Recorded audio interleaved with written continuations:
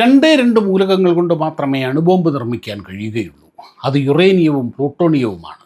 അതിൽ തന്നെ uranium 235, plutonium 239 എന്ന ഐസോട്ടോപ്പുകൾ. ആൽബർട്ട് ഐൻസ്റ്റീൻ്റെ വിഖ്യാതമായ E=mc² എന്ന ഇക്വേഷൻ അനുസരിച്ച് ദ്രവ്യം, മാറ്റർ, അത് എനർജിയായി മാറുന്നതാണ് ആണവസ്ഫോടനം. എന്നാൽ എല്ലാ മാറ്ററും ആണവസ്ഫോടനം ഉണ്ടാക്കുകയില്ല. മേൽപ്പറഞ്ഞ രണ്ട് മൂലകങ്ങൾ മാത്രമേ ആറ്റോമിക് ചെയിൻ റിയാക്ഷൻ ഉണ്ടാക്കുകയുള്ളൂ. അതിന് കാരണം അവയുടെ ന്യൂക്ലിയർ ഘടനയും അതിൻ്റെ ന്യൂക്ലിയസിൻ്റെ അസ്ഥിരത അഥവാ ഇൻസ്റ്റെബിലിറ്റിയുമാണ്. ഇഴയെടുപ്പമില്ലാത്ത കുടുംബങ്ങളിൽ വലിയ പ്രശ്നങ്ങൾ ഉണ്ടാകും എന്നതുപോലെയാണിത്.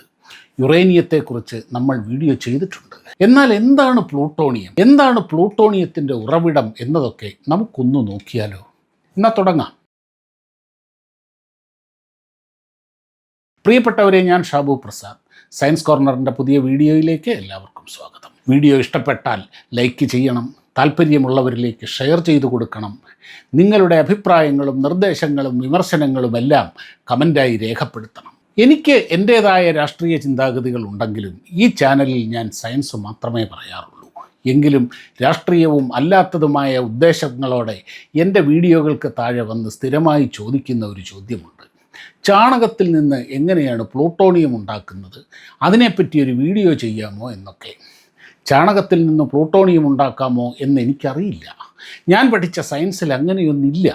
അപ്പോൾ ആരാണോ അത് പറഞ്ഞത് അവരോട് ചോദിക്കുന്നതല്ലേ ഉചിതം?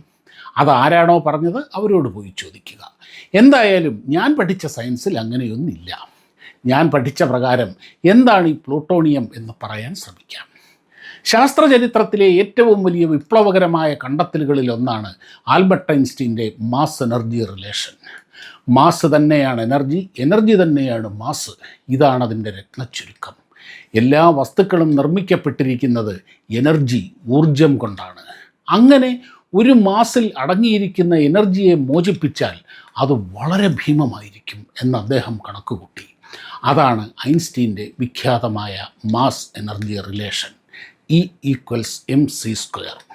ഇതിൽ E എന്നത് എനർജിയും M എന്നത് വസ്തുവിൻ്റെ മാസ്, അതായത് ഇത്ര കിലോഗ്രാം എന്നത്, C എന്നത് പ്രകാശത്തിൻ്റെ വേഗതയുമാണ്.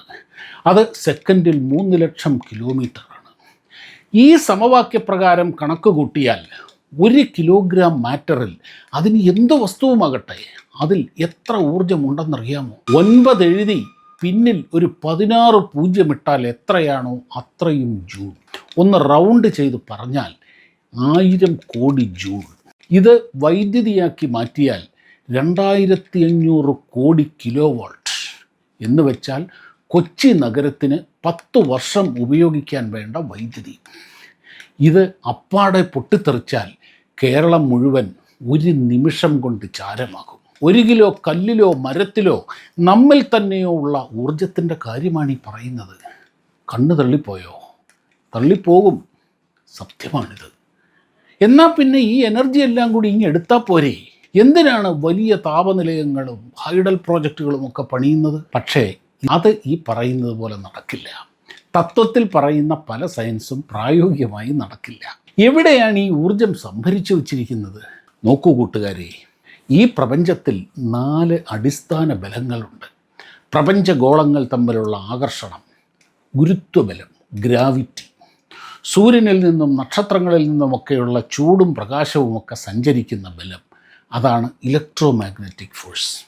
പിന്നെ 2 അറ്റോമിക് ലെവലിലുള്ളതാണ്, സ്ട്രോങ് ഇൻ്ററാക്ഷൻ, വീക്ക് ഇൻ്ററാക്ഷൻ. നമുക്കറിയാം ആറ്റം നിർമ്മിക്കപ്പെട്ടിരിക്കുന്നത് ചില അടിസ്ഥാന കണങ്ങൾ കൊണ്ടാണ്. പോസിറ്റീവ് ചാർജുള്ള പ്രോട്ടോണുകളും ചാർജില്ലാത്ത ന്യൂട്രോണുകളും അടങ്ങിയ ഒരു ന്യൂക്ലിയസും ന്യൂക്ലിയസിന് ചുറ്റും വിവിധ ഊർജ്ജ നിലകളിൽ അഥവാ എനർജി ലെവലുകളിൽ ചുറ്റുന്ന നെഗറ്റീവ് ചാർജുള്ള ഇലക്ട്രോണുകളും. ഒരു ആറ്റത്തിൻ്റെ ആകെ മാസിൻ്റെ 99.9% ന്യൂക്ലിയസും അതിനുള്ളിലെ കണങ്ങളും ചേർന്നതാണ്. ന്യൂക്ലിയസിനുള്ളിലെ പ്രോട്ടോണുകൾക്ക് പോസിറ്റീവ് ചാർജാണെന്ന് പറഞ്ഞല്ലോ. ഒരേ ചാർജുകൾ അടുത്തിരിക്കാൻ പ്രയാസമാണ്.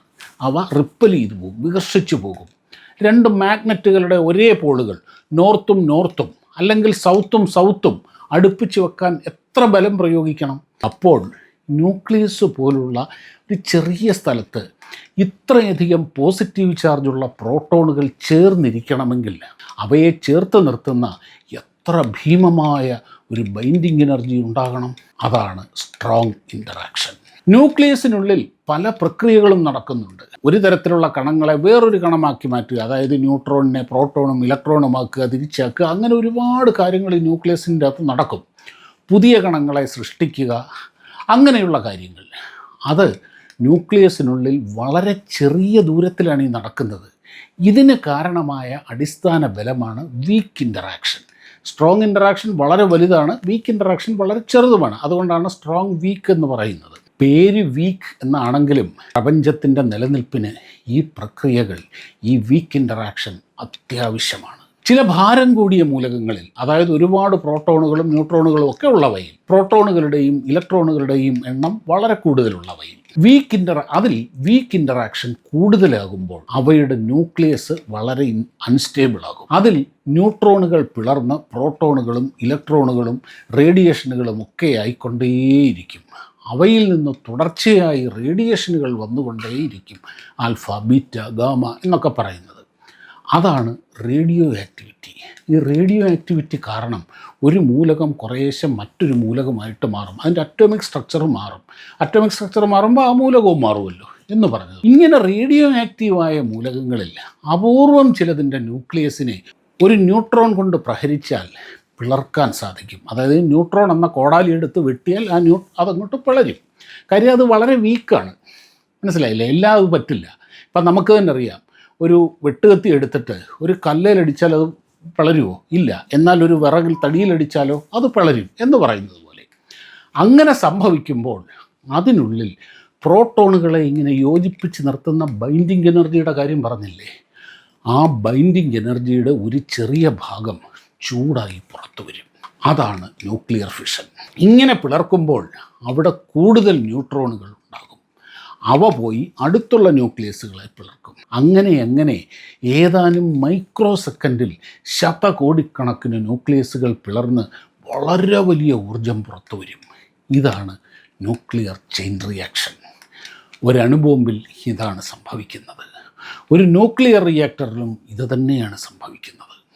അതായത് കൂട്ടുകാരെ, ഈ കാണുന്ന കല്ലിലും മരത്തിലും തൂണിലും തുരുമ്പിലും എന്നിലും നിങ്ങളിലും എല്ലാം എനർജി ഉണ്ടെങ്കിലും അത് ചെയിൻ റിയാക്ഷനിലൂടെ പുറത്തു കൊണ്ടുവരുവാനും ഉപയോഗിക്കാനും കഴിയില്ല.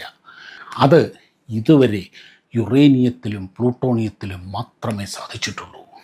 അങ്ങനെ പറഞ്ഞാൽ പോരാ, യുറേനിയം തന്നെ പലതുണ്ട്. സാധാരണ യുറേനിയം ന്യൂക്ലിയസിൽ 92 പ്രോട്ടോണുകളും 146 ന്യൂട്രോണുകളുമാണുള്ളത്. ഇത് റേഡിയോ ആക്റ്റീവ് ആണെങ്കിലും ഫിഷന്, അതായത് പിളർക്കാൻ സാധിക്കില്ല. ആ 142 ന്യൂട്രോണുകളും 92 പ്രോട്ടോണുകളും ചേരുമ്പോൾ എത്ര വരും? ടോട്ടൽ 238 ഉണ്ടാവും.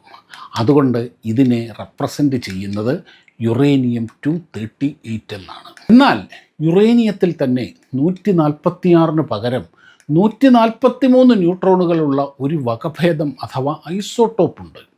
അവൻ പിശകാണ്. അതിൻ്റെ ന്യൂക്ലിയസിലേക്ക് പുറത്തു നിന്നൊരു ന്യൂട്രോൺ തൊടുത്തുവിട്ടാൽ അവൻ പിളരും. അടുത്തുള്ളതിനെയും പിളർക്കും. പക്ഷേ പ്രകൃതിയിൽ നിന്ന് ലഭിക്കുന്ന യുറേനിയത്തിൻ്റെ 0.7% മാത്രമേ ഇപ്പറഞ്ഞ യുറേനിയം 235 ഉണ്ടാകൂ. എന്ന് വെച്ചാൽ 100 കിലോ യുറേനിയം 238 എടുത്താൽ അതിൽ ഒരു 0.7 ഗ്രാം. പക്ഷെ അതുകൊണ്ടൊരു കാര്യമില്ല. അപ്പോൾ ഈ യുറേനിയം 238നെ ശുദ്ധീകരിച്ച് അഥവാ എൻറിച്ച് ചെയ്ത് യുറേനിയം 235ൻ്റെ അളവ് കൂട്ടണം. അതാണ് യുറേനിയം എൻറിച്ച്മെൻറ്റ് അഥവാ യുറേനിയം സമ്പുഷ്ടീകരണം. യുറേനിയം എൻറിച്ച്മെൻറ്റിനെ കുറിച്ച് വിശദമായ വീഡിയോ നേരത്തെ ചെയ്തിട്ടുണ്ട്. താല്പര്യമുള്ളവർക്ക് അത് നോക്കാവുന്നതാണ്. അങ്ങനെ ആണവ റിയാക്ടറുകളിൽ 4-5% സമ്പുഷ്ടീകരിച്ച യുറേനിയമാണ് ഉപയോഗിക്കുന്നത്. ന്യൂക്ലിയർ ഷിപ്പുകളിൽ, അതായത് ഈ എയർക്രാഫ്റ്റ് കരിയറിലൊക്കെ 20-30% ആകും. ന്യൂക്ലിയർ സബ്മറൈനുകളിൽ, അന്തർവാഹിനികളിൽ 40-50% ആകും. അണുബോംബുകളിൽ 90% മുകളിലാകും എൻറിച്ച്മെൻറ്റ്. അതാണ് വെപ്പൺ ഗ്രേഡ് യുറേനിയം.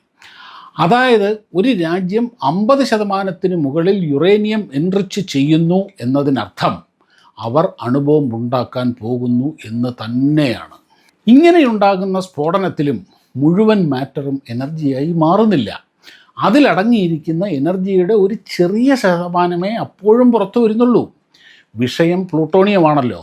നോക്കൂ, പ്ലൂട്ടോണിയം പ്രകൃതിയിൽ വളരെ വളരെ വളരെ കുറവാണ്. ഇല്ല എന്ന് തന്നെ വേണമെങ്കിൽ പറയാം. പക്ഷേ അവ ഉണ്ടാക്കുന്നുണ്ട്. യുറേനിയം ഫിഷൻ്റെ കാര്യം പറഞ്ഞല്ലോ. ആ ന്യൂക്ലിയർ പ്രവർത്തനത്തിൻ്റെ ഒരു ബൈ പ്രോഡക്റ്റാണ് പ്ലൂട്ടോണിയം. നേരത്തെ നമ്മൾ ചില മൂലകങ്ങൾ റേഡിയോ ആക്റ്റീവ് ആണെന്ന് പറഞ്ഞല്ലോ. ന്യൂക്ലിയസിനുള്ളിൽ കണങ്ങൾ പരസ്പരം റിയാക്ട് ചെയ്ത് ചിലതൊക്കെ പുറത്തേക്ക് വിട്ട് മറ്റൊരു മൂലകമായി മാറുന്ന പ്രക്രിയ. ഇങ്ങനെ യുറേനിയം 238 ആണ് യുറേനിയം 239 മാറുന്നത്. ന്യൂക്ലിയർ റിയാക്ടറിൽ ഉപയോഗിക്കുന്ന യുറേനിയത്തിൻ്റെ 5% മാത്രമേ യുറേനിയം 235 ഉണ്ടാകൂ എന്ന് പറഞ്ഞല്ലോ. അതിൽ ബാക്കിയെല്ലാം യുറേനിയം 238 ആണ്. യുറേനിയം 235 ന്യൂക്ലിയസുകൾ പിളർക്കാൻ ഉപയോഗിക്കുന്ന ന്യൂട്രോണുകൾ യുറേനിയം 238ലേക്കും ചെല്ലും. ഇത് അവയുടെ ന്യൂക്ലിയസിനുള്ളിൽ കടന്ന് യുറേനിയം 239 ആകും. ഈ യുറേനിയം ഐസോട്ടോപ്പ്, ഈ വകഭേദം ഹൈലി അൺസ്റ്റേബിളാണ്. ഏതാനും മൈക്രോ സെക്കൻഡുകളോ മാത്രമേ അതിന് ലൈഫുള്ളൂ. അതുകൊണ്ട് തന്നെ അതിന് ആ അവസ്ഥയിൽ തുടരാൻ കഴിയില്ല. ഇങ്ങനെ കടന്നു ചെന്ന ന്യൂട്രോൺ അതിനുള്ളിൽ കലാപമുണ്ടാക്കി അതിൻ്റെ യുറേനിയം സ്വഭാവത്തെ തന്നെ മാറ്റി കുറേ ബീറ്റ കണങ്ങളെ പുറത്ത് ചാടിച്ച് നെപ്റ്റ്യൂണിയം 239 എന്ന മൂലകമാക്കി മാറ്റും. അവിടെയും നിൽക്കില്ല. ഈ നെപ്റ്റ്യൂണിയത്തിനും വലിയ ആയുസ്സൊന്നും ഇല്ല. അവിടെയും ബീറ്റ ഡീക്കെ ഉണ്ടാക്കി അവസാനം പ്ലൂട്ടോണിയം 239 ആകും. ന്യൂക്ലിയർ റിയാക്ടറുകളിൽ ഇത് സ്വാഭാവികമായി തന്നെ സംഭവിക്കുന്നുണ്ട്. ഇതിൻ്റെ അവശിഷ്ടങ്ങളിൽ നിന്ന് ഈ പ്ലൂട്ടോണിയം 239 വേർതിരിച്ചെടുക്കുക എന്നത് വളരെ ടെക്നോളജിക്കൽ ചാലഞ്ചുള്ള പണിയാണ്, വളരെ അപകടം പിടിച്ച പണിയാണ്. ഇക്കാരണം കൊണ്ട് തന്നെ ന്യൂക്ലിയർ റിയാക്ടർ ഉള്ള രാജ്യങ്ങൾക്ക് പ്ലൂട്ടോണിയം ശേഖരവും ഉണ്ടാക്കാൻ കഴിയും. പ്ലൂട്ടോണിയം 239 യുറേനിയം 235 പോലെ ചെയിൻ റിയാക്ഷന് വിധേയമാക്കാൻ കഴിയുന്ന മൂലകമാണ്. പക്ഷേ ഇത് വളരെ സങ്കീർണമാണ്. പ്ലൂട്ടോണിയം ബോംബിൻ്റെ പ്രഹരശേഷി യുറേനിയത്തേക്കാൾ വളരെ അധികമാണ്. പ്ലൂട്ടോണിയം 238 എന്നൊരു ഐസോട്ടോപ്പുമുണ്ട്. ഇതും റേഡിയോ ആക്റ്റീവാണ്. ഇതിൻ്റെ റേഡിയോ ആക്റ്റീവ് പ്രോപ്പർട്ടിയെ ചൂടാക്കി മാറ്റി ആ ചൂടിൽ നിന്നും വൈദ്യുതി ഉണ്ടാക്കിയാണ് ഈ ദീർഘകാലം പ്രവർത്തിക്കേണ്ട ബഹിരാകാശ പേടകങ്ങളിൽ എനർജി ഉണ്ടാക്കുന്നത്. ഇങ്ങനെയാണ് 45 കൊല്ലം മുമ്പ് വിക്ഷേപിച്ച വോയേജർ 1 പേടകമൊക്കെ ഇപ്പോഴും വർക്ക് ചെയ്യുന്നത്. അപ്പോൾ ഇതൊക്കെയാണ് കൂട്ടുകാരെ പ്ലൂട്ടോണിയം. ഇങ്ങനെയൊക്കെയാണ് നിലവിൽ ലോകത്ത് പ്ലൂട്ടോണിയം ഉണ്ടാക്കുന്നത്. ഇനി ചാണകത്തിൽ നിന്ന് പ്ലൂട്ടോണിയം ഉണ്ടാക്കുന്നവരുണ്ടെങ്കിൽ അവരത് ചെയ്യട്ടെ, നല്ല കാര്യമല്ലേ? അതിൻ്റെ സയൻസ് അവരോട് തന്നെ പോയി ചോദിക്കുക. വീഡിയോ കണ്ട എല്ലാ കൂട്ടുകാർക്കും ഒരുപാട് നന്ദി. വീഡിയോ ഇഷ്ടപ്പെട്ടാൽ ലൈക്കും കമൻറ്റും ഷെയറും ഒക്കെ ചെയ്യുമല്ലോ. മറ്റൊരു സയൻസ് വീഡിയോയുമായി ഉടനെ കാണാം. നന്ദി, നമസ്കാരം.